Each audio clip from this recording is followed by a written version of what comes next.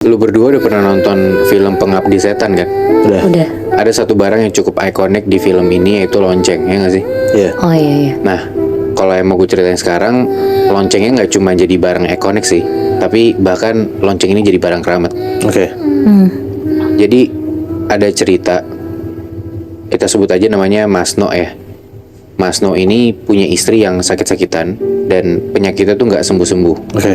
Anyway, Masno ini usianya sekitar 40-an dan ini kejadiannya baru 4 tahun lalu, pas banget sebelum COVID. Oke.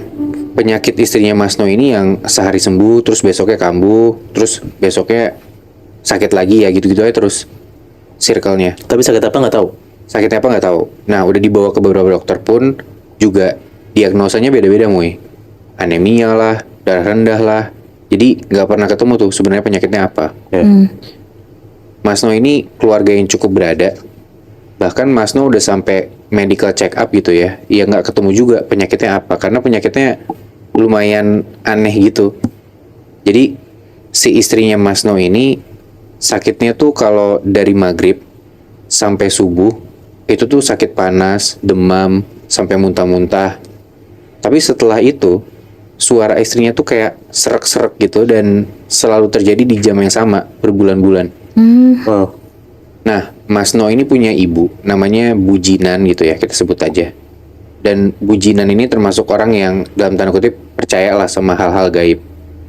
Dan Bujinan selalu bilang, coba deh kamu minta bantuan sama Mas Gozali buat dibantu ruqyah. Kata nyokapnya Masno gitu. Pas sudah dihubungin dan Mas Gozali ini ngecek, ternyata istrinya Masno ini punya pengikut turunan dari keluarga yang udah bertingkat-tingkat. Dan Mas Gozali bilang, ini tuh istri lo ketumpangan ronggeng. Oke. Tau gak sih lo Ronggeng ronggeng? tuh apa ya? Ronggeng itu penari gitu, Nat. Oh, oke. Jadi ronggeng ini tuh kodam penari yang udah turun-temurun.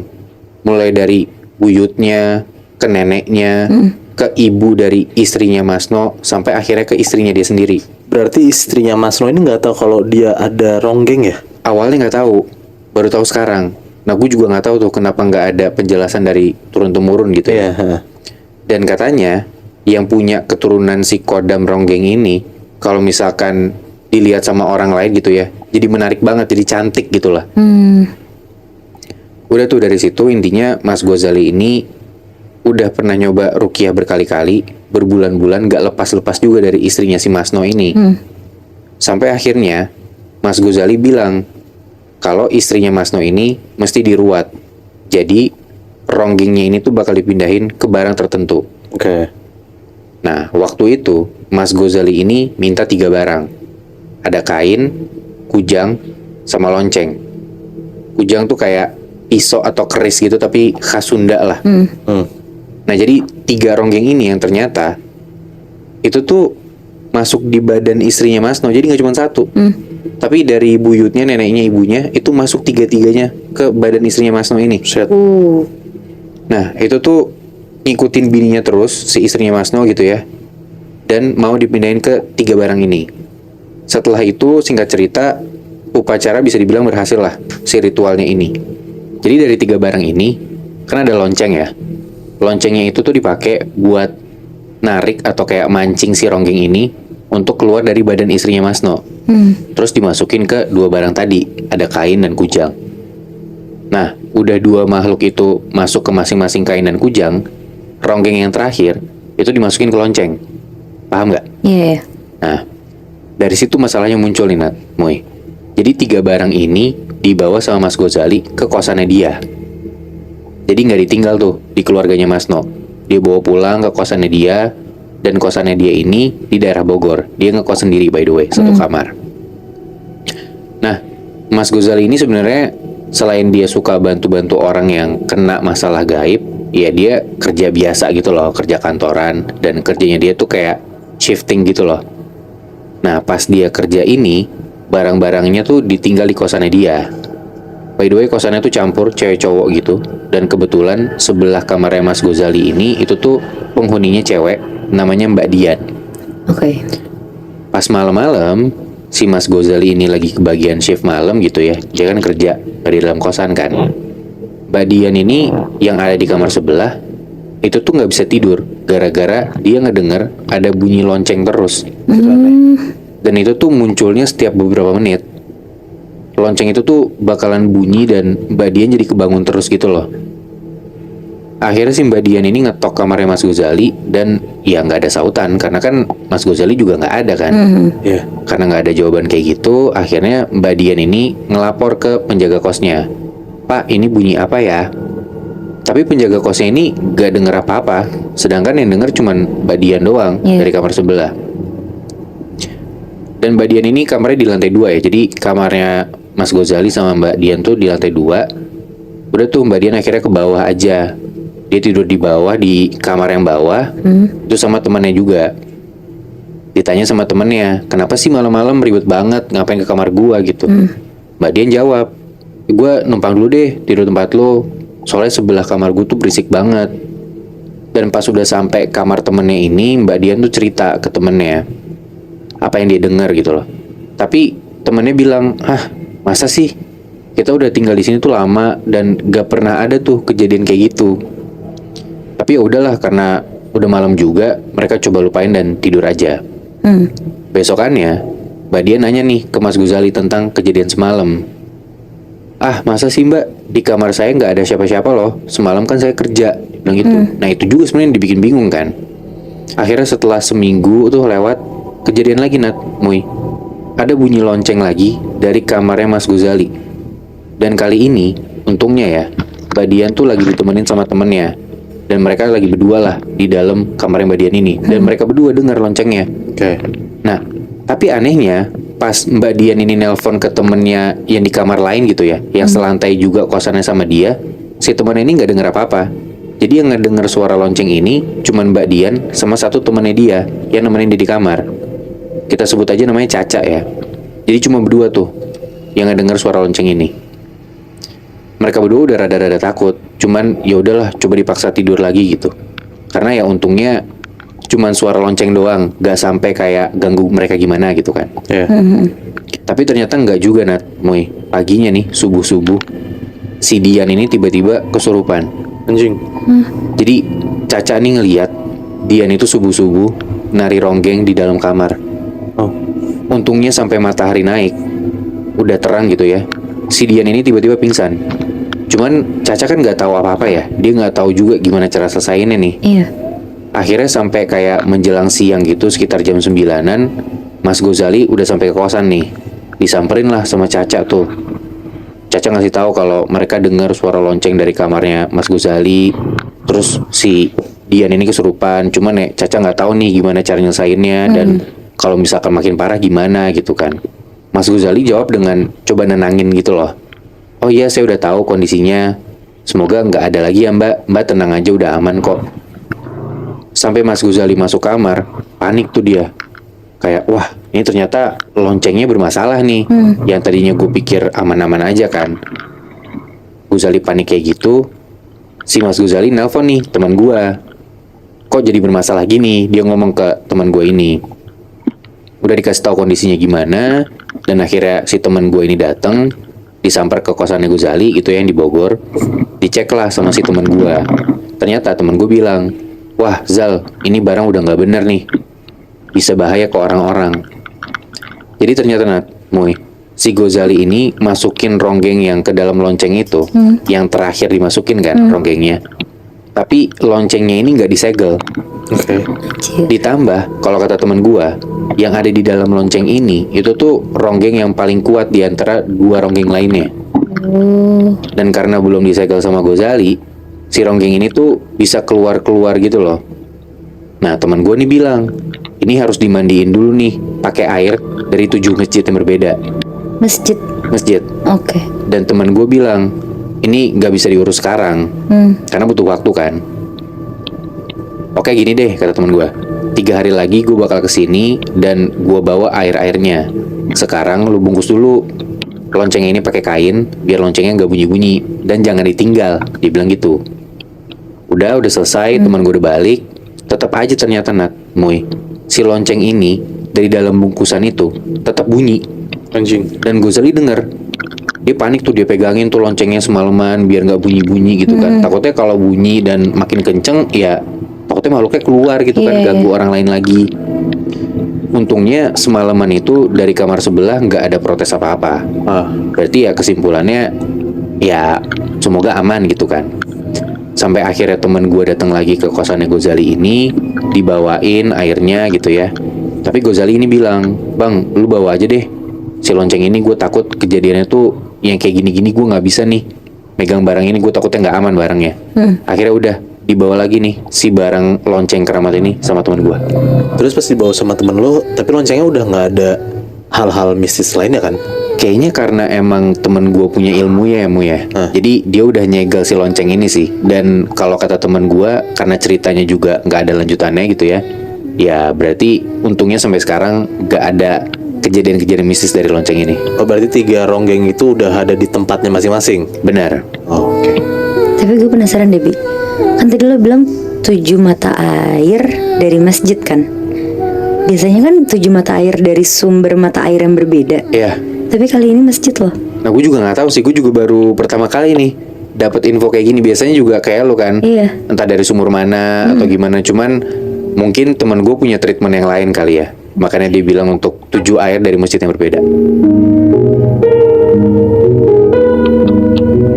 Ini cerita dari salah satu teman gue yang tinggal di daerah Kebayoran Lama. Sebut aja nama teman gue ini Siva. Dia tinggal di satu rumah yang di situ ada Siva, adanya cowok, dan 2 orang tua Siva dan neneknya yang umur 80 tahun. Berarti satu rumah ada 5 orang lah. Bokapnya? Iya, ada bokapnya juga. Oke. Siva ini bisa dibilang berasal dari keluarga yang sederhana. Semua aktivitas bersih-bersih rumah, mulai dari ruangan sampai pakaian tuh emang udah ditugasin masing-masing setiap anggota keluarganya. Misalnya kalau jam 5 pagi sebelum beraktivitas, keluarga mereka ini udah kayak bagi-bagi tugas gitu. Pokoknya kayak Siva bagian cuci pakaian, adanya bersihin taman, ibunya bersih-bersih ruangan, dan bapak Siva ini lebih ngurusin ke ibunya, yaitu nenek si Siva ini.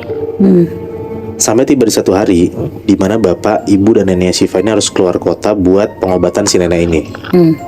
Siva dan neneknya harus tetap tinggal di rumah buat ngejaga rumah, plus kan mereka harus tetap sekolah kan. Nah sebenarnya ini pun juga bukan kali pertama Siva sama Ade tuh harus tinggal di rumah berdua.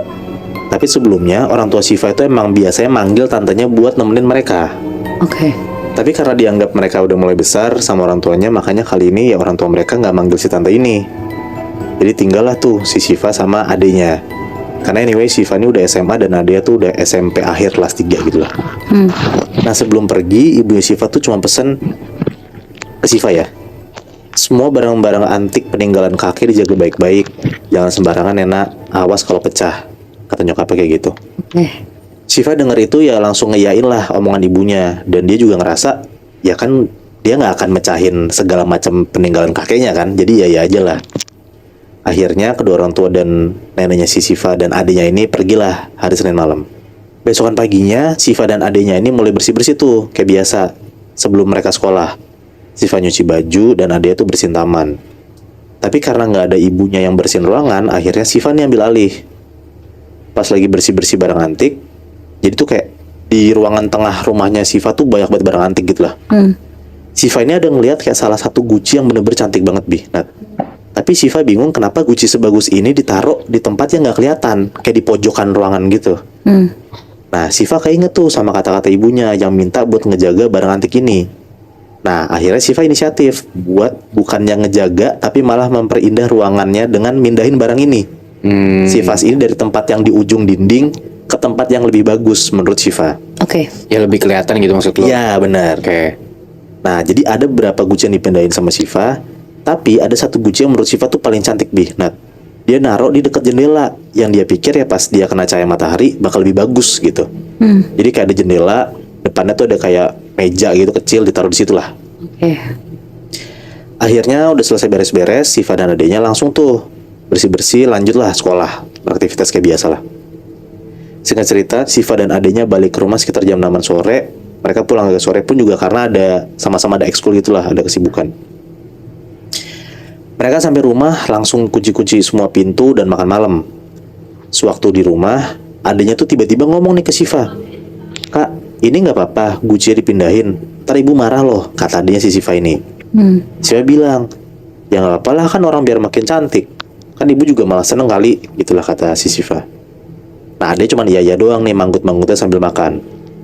Pas mereka lagi makan, tiba-tiba ada suara dari ruang tamu mereka.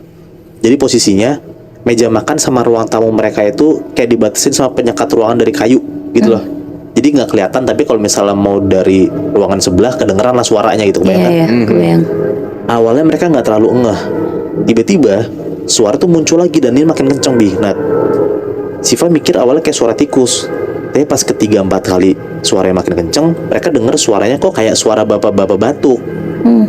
Siva sama Ade langsung lah tuh nengok ke arah si sumber suara ini.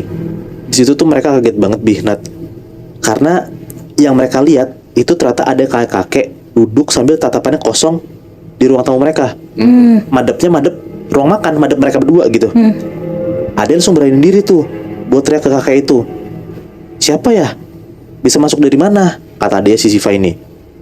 Nah, kakek itu tuh natap mereka terus teriak, berani kue ngomong kayak ngono gitu. Intinya tuh kayak, berani kamu ngomong kayak gitu. Iya. Nah, Siva di situ langsung nangis Bi, Nat, ketakutan. Dan adanya ini malah ngajak Siva buat ngedeketin si kakek ini supaya biar jelas gitu loh. Nah, Siva dan Ade ini jalan pelan-pelan sambil Siva tuh ngerangkul tangan Ade tuh kenceng banget karena ketakutan.